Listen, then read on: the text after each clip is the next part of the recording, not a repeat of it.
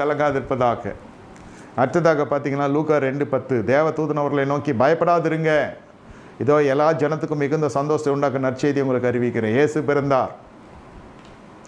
இது யாருக்கு இந்த செய்தி வருதுன்னா, மந்தையை காத்து கொண்ட மேய்ப்பர்களுக்கு இந்த நற்செய்தி வருது. மேய்ப்பர்களும் மந்தையை காத்து நற்செய்தி வரும். ஆசாரனுக்கு நற்செய்தி வருது. மந்தையை காத்து கொண்ட மேய்ப்பர்களுக்கு தான் இந்த நற்செய்தி லூக்கா 2. ஏன்யா மந்தையை காத்து கொள்றதில் அவன் முக்கியத்துவம் கொடுக்குறான். நான் இப்போ இவ்வளோ நாள் போதிக்கிறதே மந்தையை காத்து கொள்றதுக்கு தான். இங்கே ஓடாத, இங்கே இது பண்ணாத, எங்கேயும் உங்களுக்கு பரிகாரே கர்த்தர் இருக்கார்.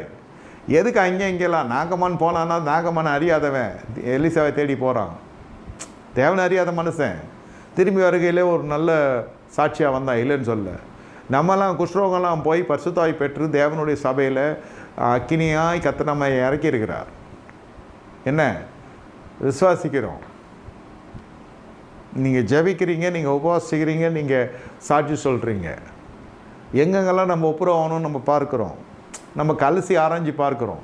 எவனோ ஒருத்தன், அதாவது ஒரு ஊழியக்காரர் வந்து தொடுறதுனால நம்ம சரியாயிடும்னு நம்ம நினைக்கிற அந்த ஸ்டேஜில் இல்லைன்னு சொல்ல வரேன். அது ஆரம்ப காலத்தில் அப்படி கர்த்தர் பயிற்று வைக்கலாம். எங்கள் அம்மா கூட இடுப்பில் தூக்கி வச்சுன்னு தான் சோறு விட்டுனாங்க. இப்போ நான் போய் எங்கள் அம்மா இடுப்பில் ஏறி உக்காந்தேன், அது போய் சேர்ந்துடும். ஆமாம் இல்லையா? என்ன அப்போ இடுப்பில் தூக்கி வச்சுட்டு விட்டுனாங்க, பால் உண்ணுங்கிற குழந்தையா இருக்குதுன்னு. இப்போது அப்போ இடுப்பில் ஏறி உக்காந்தனா என்ன ஆகும்? எங்கள் அம்மா அந்த மாதிரி தான் ஆகிடும் ஆவிக்குரிய வாழ்க்கை. அப்படி தான் போகுது. இப்போது மறுபடியும் பேக் டு த பேசிக் போய் இடுப்பில் ஏறி உட்கார மாதிரி போனால் ஒன்று அது இவன் நாசமாகிடுவான், இவனை போலீஸ் பிடிச்சின்னு போடுவான் கேள்வியை கொண்டுட்டேன்னு. அப்படி இல்லைன்னா பிரச்சனை ஆகிடும். இது ஞாபகம் வச்சுக்கோங்க. அம்மா தூக்கி இடுப்பில் சோறு வச்சு விட்டுச்சு, இப்போ மறுபடியும் போய் அம்மா இடுப்பில் உட்காந்து சோறு தின்ற மாதிரி. இப்போ வார்த்தையில் வந்தாச்சு, பால் உண்ணுங்கிற குழந்தையெல்லாம் மாதிரி பலமான ஆகாரம் உண்டாயிடுச்சு. காலத்தின்படியே போதகனாக வேண்டிய நீங்கள் மறுபடியும் மார்க்கம் தப்பினாலே நட்சத்திரமாக மறுபடியும் ரிவர்ஸ் போகுது. இப்போ வண்டி எங்கே போனேன்?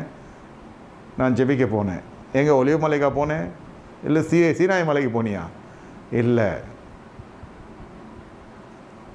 வந்து சத்தியத்துக்காக மந்தையை காத்துக்கொள்கிற பாணியில் சொல்கிறேன். நீங்கள் வேறு மாதிரி எடுத்துக்காதீங்க. உங்கள் வீடு இருக்குதுல்ல, கர்த்தர் கொடுத்து சின்ன அறையாக இருக்கட்டும், ஜெபிங்க, விசுவாசிங்க, உபவாசிங்க, கர்த்தர் செய்வார் நம்புங்க. என் கால்கள் தீமைக்கு விலகி கர்த்தர் பாதுகாப்பாராக என்று சொல்லி ஜெபிங்க. கற்றுக்கொண்ட சத்தியத்தில் நிலைத்திருக்கணும். மந்தையை காத்து கொள்ளணும். மந்தையை காத்து கொள்ளுகிற மெய்ப்பர்களுக்கு இயேசு பிறந்தார் என்ற நற்செய்தி வருகிறது.